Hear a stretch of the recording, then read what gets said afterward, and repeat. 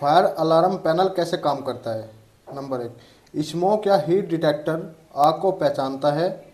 Number 2, signal fire alarm panel तक जाता है। नंबर 3, पैनल अलार्म हूटर को चालू करता है। नंबर 4, डिस्प्ले पर जोन या एड्रेस दिखाता है।